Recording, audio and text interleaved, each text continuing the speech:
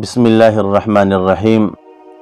عزتمندو، نن په معاشره کې یو ډېر لوی ګناه ده چې په خلکو کې موجود ده، خو خلک د سره دا ګناه نه ګڼي، نه چې کوم دی هغې ته د ګناه په نظر باندې ګوري.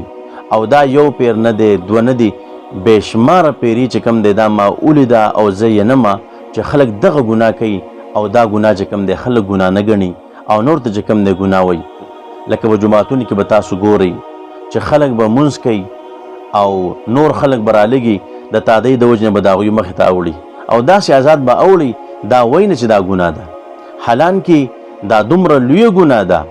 وایي که چرې دغه انسان ته چې څوک د مونځ کوونکي مخې ته اوړي، ده ته پته وی ماذا علیه من الوزر، چې په دې باندې څومره وبال دی او څومره ګناه ده چې زه د مونځ کوونکي مخې ته اوړم.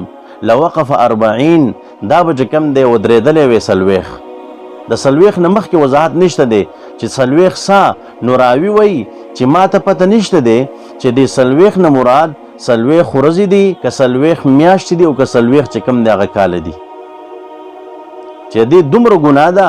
که چرې دغه انسان ته پته ولګېږي نو دا به 40 ورځې یا 40 میاشتې یا 40 کاله په دغه ځای ودرېږي او دا به د مونځ کوونکي مخې ته نه وړي. حالان کې تاسو خیر دی بیا هم زما د دې خبرو نه پس په جوماتونو کې نظر واچوئ چې آیا دا خبره حقیقت دی او که نه دی.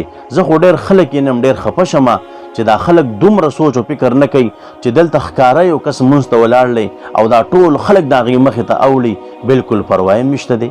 او داسې غلی به اوړي لکه چې زه وانه وړېدم، ښه ښکاره به اوړي خو داسې غلی به اوړي. نو که ته غلی اوړې او که ته په تادۍ اوړې او که ته سلو اوړې، که هر څنګه اوړې ته واوړېدلې، ګناه کار دې وکړو او ځان دې چې کوم دی د ګناه مرتکب کو، نو لږ چې کوم دی دغلته سوچ او فکر پکار دی. زما ستا دا 1 منټ او نیم منټ انتظار دغه خو خیر دی، دغه ودرېدل دومره څه نه دي، خو که دې ګناه ته سوچ وکړې دا ډېره لویه ګناه ده.